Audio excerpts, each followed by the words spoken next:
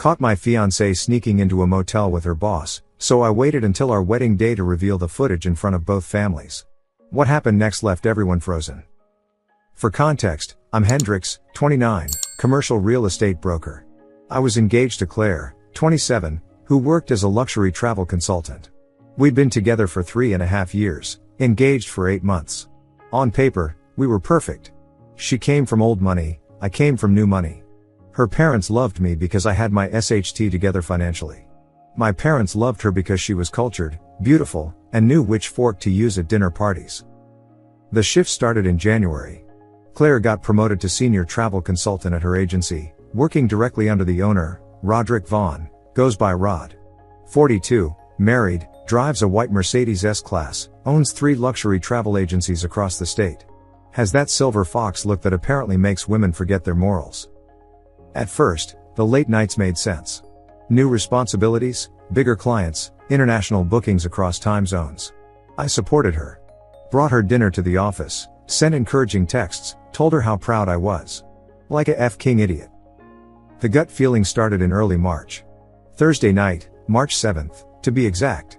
Claire called at 8 p.m. saying she had a client emergency. Some CEO's anniversary trip to Monaco was falling apart, needed immediate fixing. Would be at the office until at least 2 a.m. Something in her voice was off. Too rehearsed. Too much unnecessary detail. I'd never been the jealous type. Never checked her phone, never questioned her whereabouts. But that night, something primal kicked in. Call it intuition, call it evolution, call it whatever the F you want. I knew. At 9:30 p.m., I drove to her office. Dark. Completely dark. Her car wasn't in the parking garage. I sat there for maybe 10 minutes, trying to talk myself down. Maybe she went to meet the client. Maybe she's at the backup office. Maybe. Then I remembered something. 2 weeks earlier, she'd mentioned Rod was handling a special project at some boutique hotel that needed evaluation for their luxury portfolio. She'd laughed about him having to check out this sketchy motel that was trying to rebrand itself upscale. The Starlight Inn, off exit 42. The 20-minute drive felt like 20 hours. Part of me hoped I was wrong. Part of me already knew I wasn't. The Starlight Inn was exactly what you'd expect. Neon sign with half the letters burned out. Paint peeling off the walls. The kind of place that rents by the hour and doesn't ask questions. And there, parked at the far end of the lot, trying to hide in the shadows, Rod's white Mercedes. I parked across the street at a closed gas station. Perfect view of the motel. Waited. At 10:15 p.m., they arrived. Claire's blue Audi pulled up next to the Mercedes.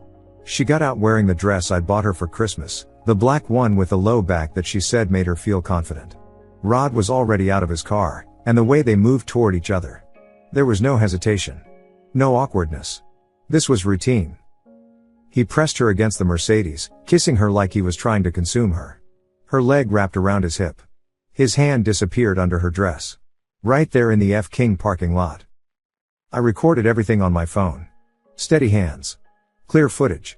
The detective I'd never hired couldn't have done better.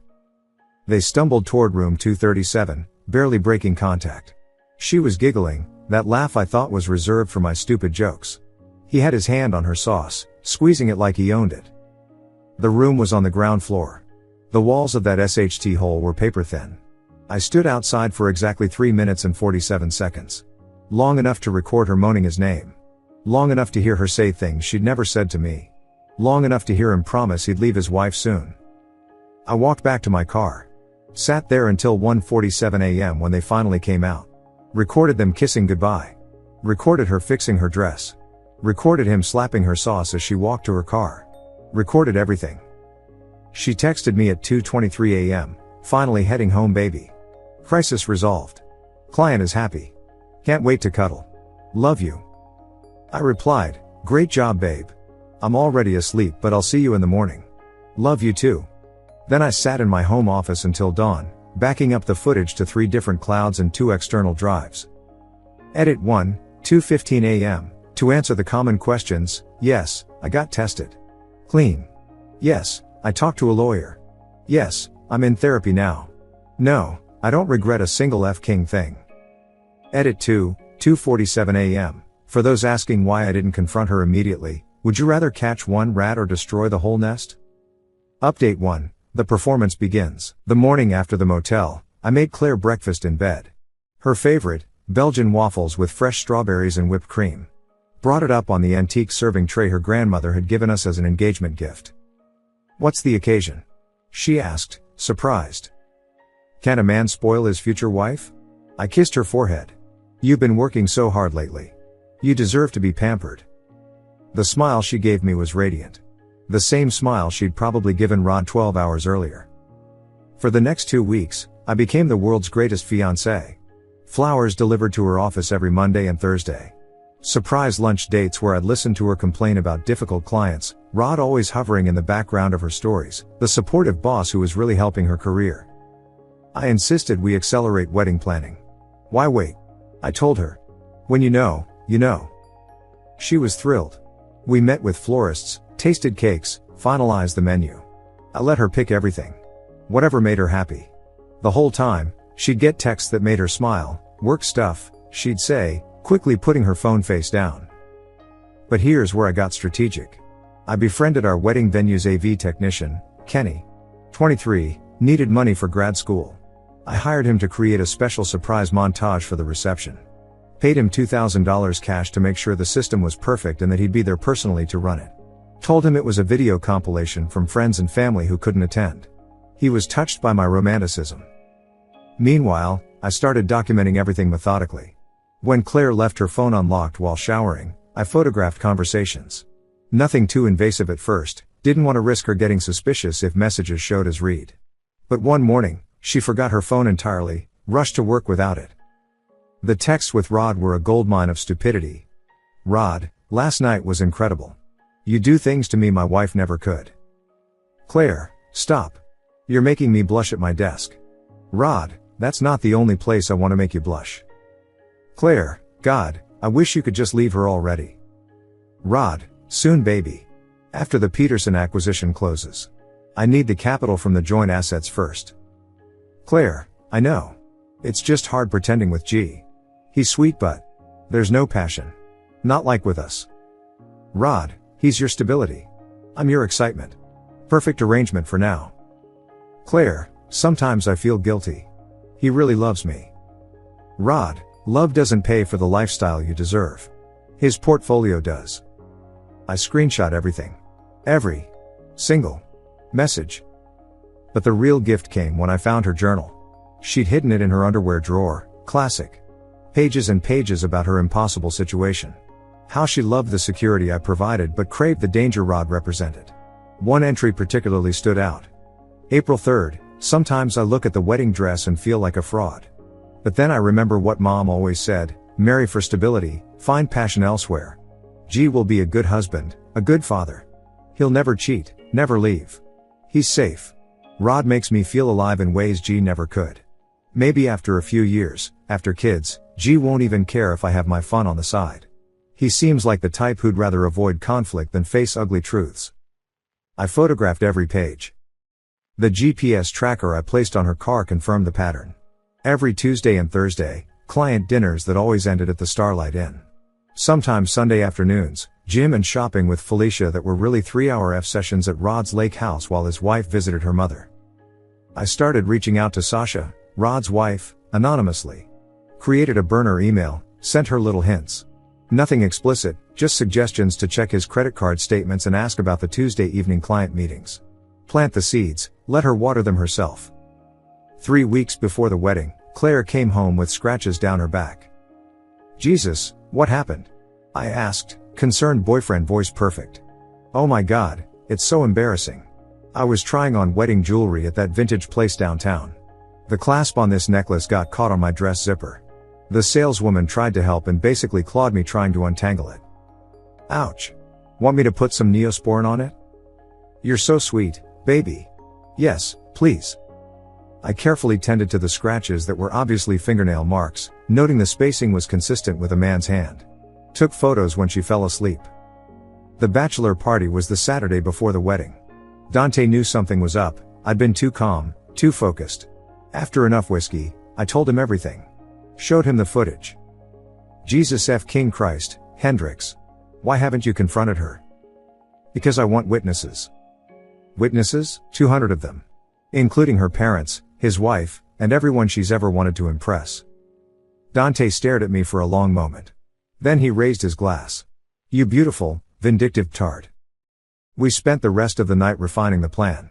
Dante would be in charge of recording reactions. His girlfriend would accidentally block Claire's exit route. My cousin, a cop, would be strategically positioned near Rod in case he tried something stupid. The week of the wedding, Claire was radiant. Her bachelorette party was a weekend in Nashville. From the Instagram posts, you'd think she was the happiest bride-to-be in history. Meanwhile, her phone location showed she'd snuck away Saturday night for 2 hours. Rod happened to be at a conference in Nashville that same weekend. 2 nights before the wedding, we had the rehearsal dinner. Claire's father, Franklin, gave a toast about trust and partnership. Her mother, Diane, cried talking about how perfect we were together. Rod and Sasha were there. He'd wormed his way onto the guest list as Claire's mentor. Sasha looked tired, distracted. She kept checking his phone whenever he left it on the table. Claire and Rod were careful at the dinner. Professional distance. But I caught them once, a moment by the bar when they thought no one was looking. His hand brushed her lower back, lingered a second too long. She leaned into it, just slightly. That night, Claire initiated sex for the first time in weeks. Probably guilt. Or maybe comparing. I played my part, then listened to her fake an orgasm she didn't even try to make convincing. Afterward, she curled into me, said, I can't wait to be your wife. Me neither, I said, staring at the ceiling. It's going to be unforgettable. Update 2, the wedding day. May 18, 2024. Perfect spring day. Claire had gotten her dream weather for her dream wedding at Rosewood Manor. 200 guests, $80,000 budget, her parents' money, everything Instagram perfect. I woke up at 6 a.m. feeling absolutely nothing. No nerves, no sadness, no anger. Just clarity. Dante was my best man. As we got ready, he kept checking in. You sure about this? Never been more sure of anything. You could still just call it off.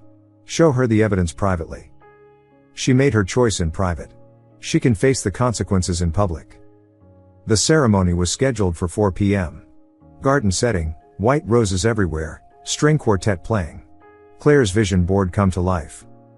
I saw her once before the ceremony. She'd broken the no seeing the bride tradition to bring me a gift. Cufflinks that had belonged to her grandfather. For the man who makes me complete, she said, tears in her eyes. I wondered if those were real tears or part of her performance. Didn't matter anymore. At 3:45, I took my place at the altar. The groomsmen lined up. The music started. First the bridesmaids, then Felicia as maid of honor. Then the music changed to Pachelbel's canon. Claire appeared with Franklin. She was stunning, I'll give her that. Vera Wang dress, cathedral veil, her grandmother's pearls. Every head turned. Some people actually gasped. She locked eyes with me and smiled, that practiced, perfect bride smile. Franklin placed her hand in mine. Take care of her, he whispered. I intend to give her exactly what she deserves, I replied. The officiant began. The standard words about love, commitment, trust. I watched Claire's face the entire time. She was radiant, playing the part perfectly. Behind her, in the third row, Rod sat with Sasha. He was watching Claire with an expression I recognized, possession. If anyone here has any reason why these two should not be joined in matrimony, speak now or forever hold your peace. The dramatic pause. The moment everyone expects to pass in silence. I raised my hand. Gasps rippled through the crowd. Claire laughed nervously, probably thinking I was making some kind of joke. I do, I said clearly. I have a reason. The officiant looked stunned. Excuse me? I said I have a reason. Several, actually. I turned to Kenny, who was stationed at the AV booth. Gave him the signal. Hendrix, what are you doing? Claire whispered, her smile faltering. I'm showing everyone who you really are. The projector screen descended behind us, the one meant for the reception slideshow. The video started immediately. Crystal clear footage, Claire and Rod in the motel parking lot, him pressing her against the Mercedes, her leg wrapped around him. The audio was perfect, her moaning, giggling, saying his name. The garden erupted. Shrieks, gasps, chairs scraping. Sasha's scream cut through everything. Roderick, UF King Tart. But I wasn't done. The video continued. The motel room audio, Claire's voice, clear as day. God, Rod, you F me like Hendrix never could. Then the screenshot started. Text after text scrolling by, perfectly readable on the massive screen. He's sweet but there's no passion. Love doesn't pay for the lifestyle you deserve. Marry for stability, find passion elsewhere. Franklin shot to his feet. Turn it off. Turn IT off. Oh, I'm not done, Franklin, I said, my voice carrying through the wireless mic. Your daughter's been F-king her married boss for 5 months. Every Tuesday and Thursday at the Starlight Inn. Sometimes Sundays at his lake house. Claire had gone white. She was shaking, her bouquet hitting the ground. Hendrix, please. Please what? Please don't show everyone who you really are? Please don't let them know you've been lying to everyone?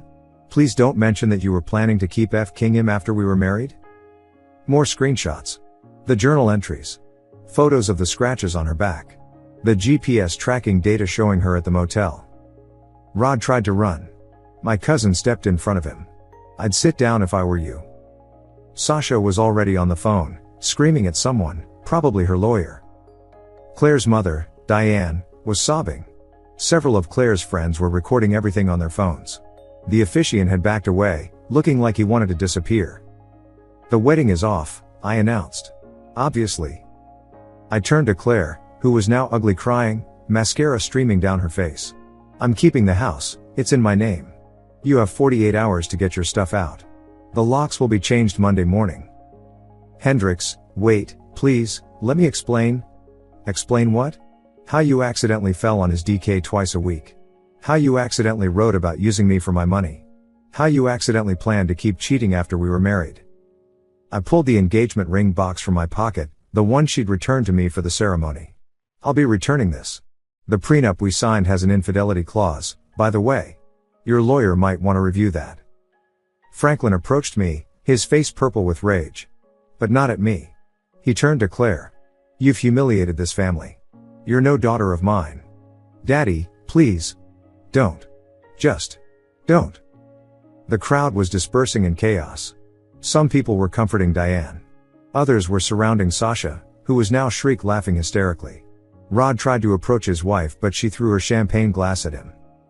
I walked over to the gift table, picked up the envelope I knew contained Rod and Sasha's check. Handed it to Sasha. You'll be needing this for the divorce lawyer. She looked at me with a mix of gratitude and rage. How long have you known? 2 months. I sent you those anonymous emails. That was you?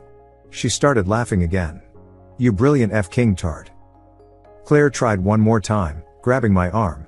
Hendrix, I love you. I made a mistake. We can work through this. I looked at her, really looked at her. Ruined makeup, designer dress, everything she'd wanted for this day turned to ash. You don't love me, Claire. You love what I represent. Stability. Status. Security. But here's the thing, you were right about me. I am safe. I am predictable. I would never have cheated on you. But you mistook kindness for weakness. That was your error. I shrugged off her grip and walked toward the exit. Dante fell into step beside me, along with my groomsmen. Holy SHT, he whispered. That was necessary, I finished. As we reached the parking lot, we could still hear the chaos behind us. Shouting, crying, accusations flying. Tomorrow it would be all over social media. By Monday, everyone in our industry would know. Rod's business would tank. Claire would be unemployable in this city. Their reputations destroyed as thoroughly as they'd destroyed our relationships. But tonight? Tonight, I was going home to pack for Bali. The honeymoon was already paid for, after all. Update 3, the aftermath. It's been 2 weeks since the wedding that wasn't. I'm back from Bali, tanned, relaxed, and ready to share the nuclear fallout. Within an hour of the ceremony explosion, the videos were everywhere. Someone, I'm guessing one of Claire's former friends, posted the whole thing on TikTok with the caption "Watch this bride get destroyed at her own wedding." 4.7 million views in 48 hours. The comments were brutal. Claire's Instagram, which had been full of wedding prep content, went private immediately. But screenshots were already circulating. Someone made a before/after compilation, happy bride posts versus the footage of her sobbing in her wedding dress. The internet is undefeated.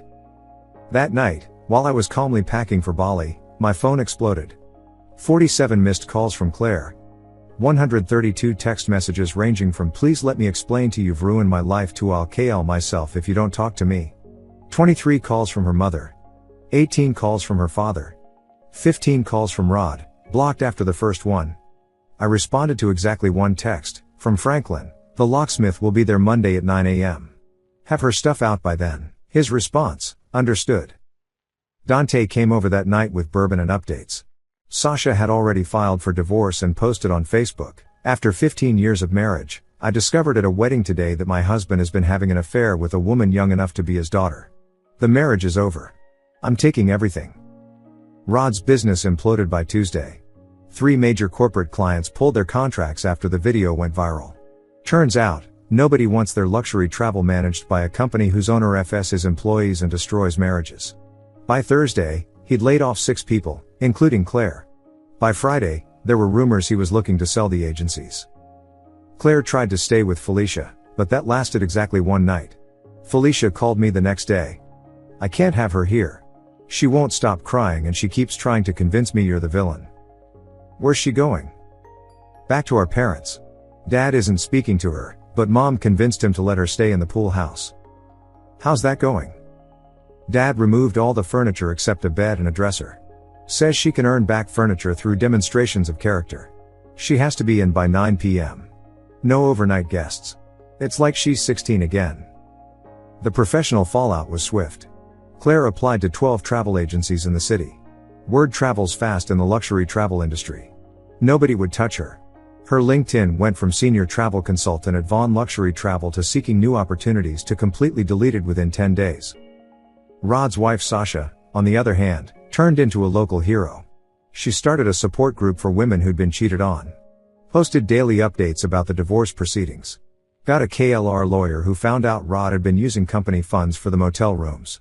Wire fraud charges are pending. The best part? Sasha hired a forensic accountant who discovered Rod had been F-king around for years.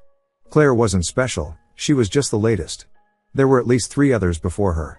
Sasha sent me a bottle of $400 champagne with a note, "For your service to women everywhere." During all this, I was in Bali with Dante. Posted photos daily. Surfing lessons. Volcano hikes. Sunset dinners. Never mentioned the wedding, never addressed the drama. Just lived my best life while Rome burned behind me. Claire's friends started reaching out.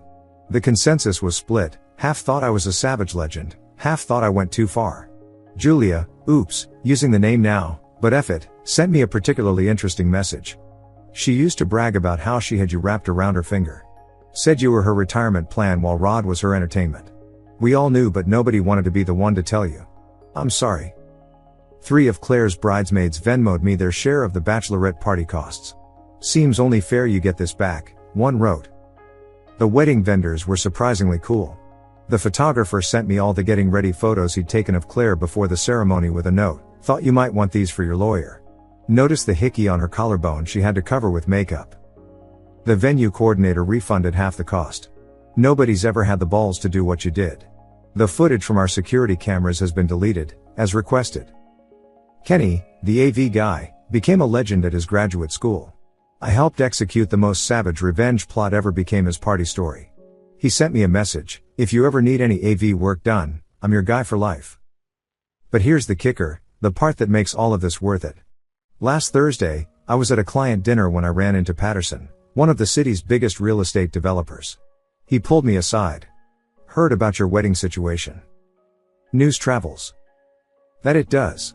Look, any man who can keep his cool while planning something like that, who can execute flawlessly under that kind of emotional pressure, that's a man I want on my team. I've got a $50 million project breaking ground next month. I need a lead broker. Interested? The commission on that project will be more than Claire will make in the next 5 years. If she can even find a job.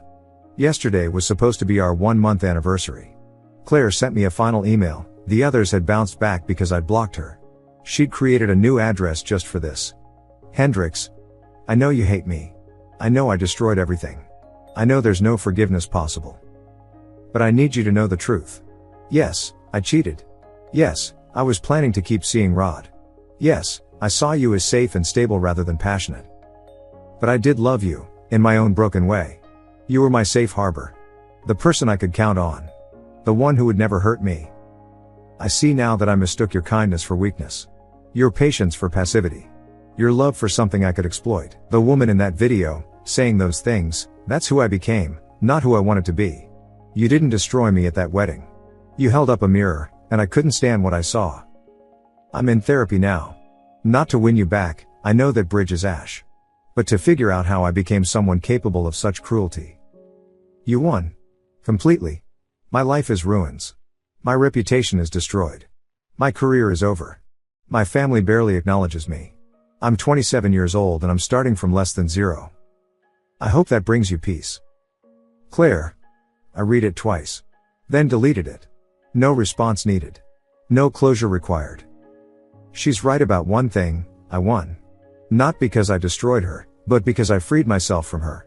While she's in her parents' pool house with no furniture, in therapy, trying to rebuild from scratch, I'm planning my next move with Patterson's project. The wedding cost me $40,000 all in, my contribution plus losses on deposits. The Bali trip cost me $8,000.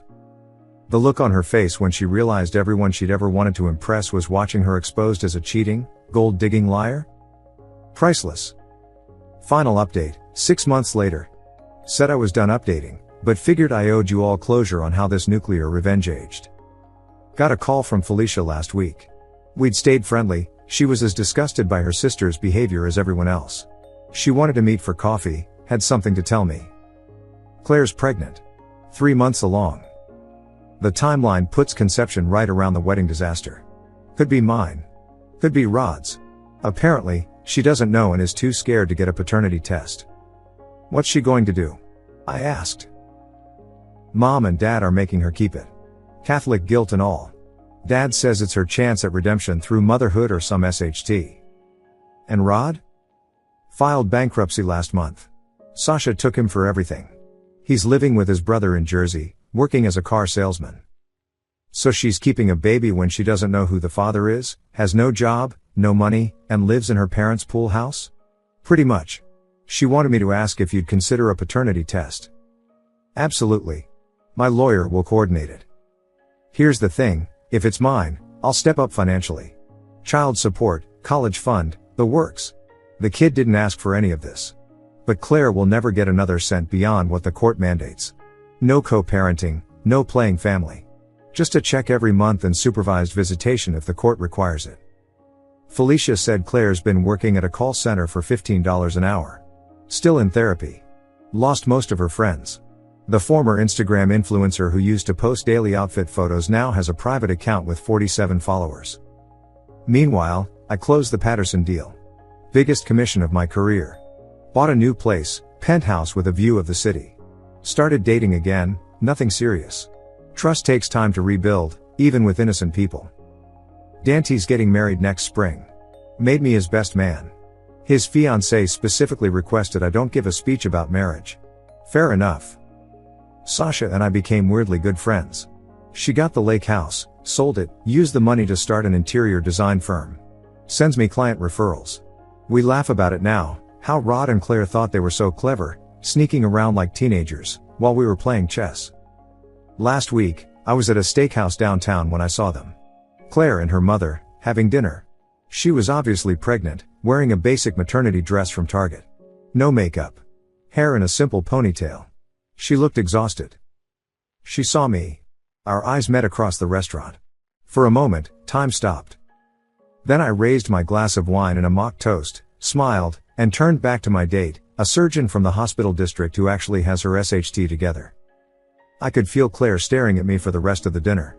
When they left, her mother had to practically drag her out. The waiter came over after. Ex-wife? Ex-fiancée. Left her at the altar when I found out she was cheating. Damn, bro. Good for you. Her loss. Yeah. Her loss. People ask if I regret going nuclear. If I should have just walked away quietly, kept some dignity for both of us. F that. She made her choices in the shadows, thinking I was too stupid or too weak to find out. She planned to marry me for money while F-king another man for excitement.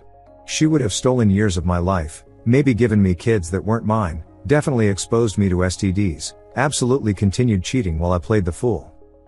I gave her exactly what she deserved, Public accountability for private choices. The mortgage on my old place, where she thought she'd live, would have been $3,200 a month. The lifestyle she wanted would have cost me $15,000 monthly. Over 10 years, that's $2.1 million she planned to extract from me while F-king around. The wedding revenge cost me $48,000. Best investment I ever made. Edit, 10:47 p.m. To everyone saying I should have been the bigger person, she F-ked around and found out. Being the bigger person is what gets you played for a fool. Sometimes, scorched earth is the only way to salt the ground so nothing toxic can grow back. Edit 2, 11:15 p.m. Yes, I'm in therapy. No, I don't have trust issues with all women, just the ones who F their bosses in sketchy motels while wearing the engagement ring I bought them. Edit 3, 11:52 p.m. Paternity test is scheduled for next month. We'll update if it's relevant. If it's mine, I'll be the best father I can be. If it's not, I'll pop champagne and send Rod a congratulations card to his brother's house in Jersey. Final edit, 12:30 a.m. This will actually be my last update. Living well is the best revenge, but destroying someone who tried to destroy you first? That's a close second. Thanks for following along on this journey. May your relationships be faithful and your revenge be nuclear. Peace out. Hendrix. Thank you so much for watching until the end. If you really like our videos, please don't forget to like, share, and subscribe. Have a great day.